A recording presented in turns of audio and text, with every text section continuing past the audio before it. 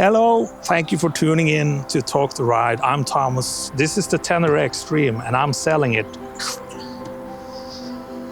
Oh, I gotten a lot of responses on those videos. For all the T7 guys out there, I'm not going against you, you know. I hope we can still be friends. But this thing, it's not for me. It has no soul, it has no character. This particular model is very tall. When I have bags up here, you know, riding around on it is stressful. You put your foot down and you have to sort of be careful of everything. I want something that's more friendly.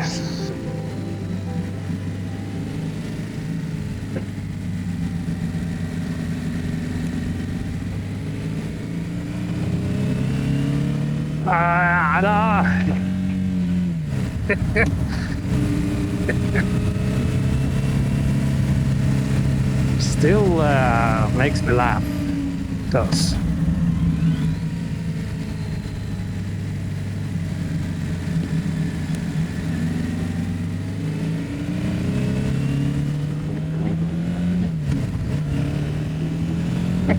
Oh, la lo.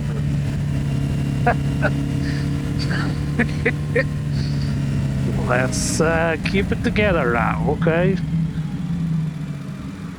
Okay, I'm going to the other extreme with cruisers. And I have realized there is a floor to how cruisery I want to go. Because I tried the Honda Shadow. Okay, that's a 25-year-old model. And that was very strange in slow speeds, you know, just around traffic and all. The steering just kept wanting to do stuff. Not relaxing at all. But what I did like on that, as I did on the Vulcan 900, is the seating position. Feet forward, arms up. That feels right. So is there a way we can split the difference between this and a pure cruiser? Something more nimble and agile than the Vulcan 900. I'm leading you on here. I'm thinking the Vulcan S. The Vulcan S 650. Is that where I'm going? Oh, I've got to sneeze.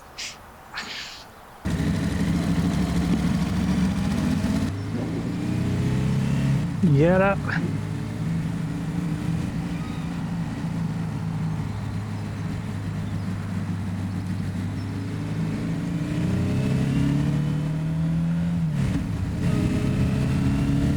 Hey. It is quite windy.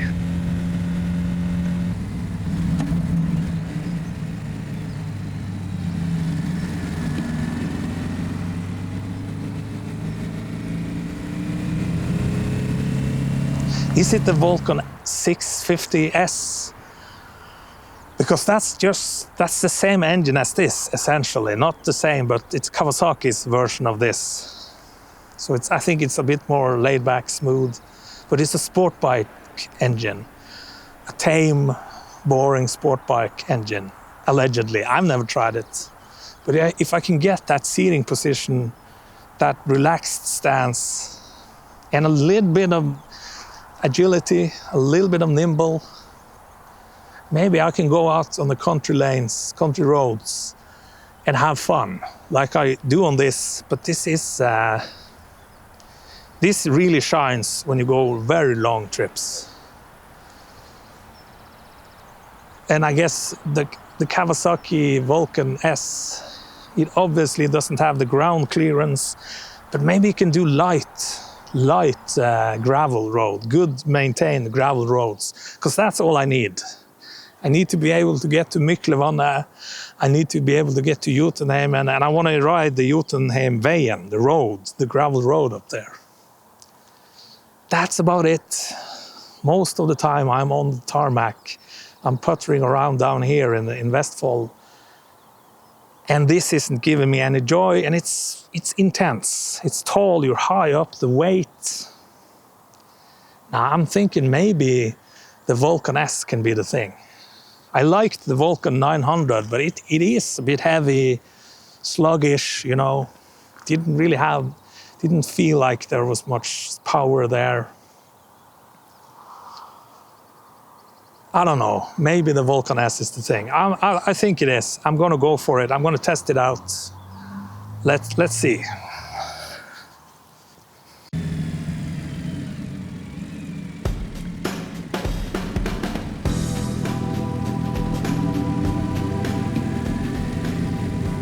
And here we are in Suburbia. This is Norway's backbone. This is the great grey masses of Norway. I think life is pretty good. And I'm getting looks from the populace when I'm on this thing. That matters. You want to be cool. We take whatever we can get in that department, because it's not easy. But this is how it looks in Norway outside of the biggest cities. This is Norway. Relaxed suburban landscapes, but there is a smoldering tension underneath, where the Norwegian asks himself, is there more? Is there more than this? Oh, that's a motorcycle. Oh, that was cool. Did you see it? That was a classic cruiser, and it turned my head instantly. Now the Norwegian asks himself quietly if there is more to be had from life, other than this soul-crushing safety. And that's when he gets himself a motorcycle, thinking he's gonna go to the Himalayas, just like Itchy Boots. And then when he realizes he's been misled by advertising and high-quality content, and he then dares to speak up and wants to change, try a new style, they turn on it, they get mad. Oh, the T7 riders, oh, they're mad at me now. I've been told there's thousands of them still enjoy the bike. Of course there is. I'm the one who changed. Don't get mad at me. And most of all, don't stop watching just because I have a different bike. It's not really about the bike itself in my content. I mean, I don't know what the hell I'm doing on it. It's about the struggle, you know, struggle of being alive in this world and finding your way. I think we can all empathize with that, even though we have different motorcycles. Yes? Yes or yes? How we're gonna get through this, folks. We're gonna find a way to coexist, even though I am not a T7 guy anymore. I thought I was, but now I think this motorcycle may very well be the dorkiest of them all. No offense, that's just my opinion. And now the Vulcan S, now that's a cool bike that everybody loves, right? No, it's not. That's not I don't think anybody, except a lot of people who ride them. It doesn't have that great standing, I think. It's sort of a middle of the road something. It's for guys like me, I think, that are, we're not ready to suffer. We want comfort and relaxation. But we want a little bit of that cruiser look and feel, even though we know we won't get the sound or the vibration and all that. So I'm thinking maybe the Vulcan S.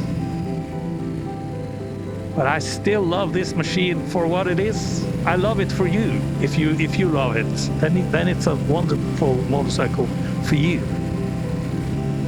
I don't know what I'm gonna do. But I don't know if these videos, I mean, this is the struggle. You're watching the struggle of a man grasping at straws, trying to find some small measure of peace on two wheels, and now I'm moving on to something else.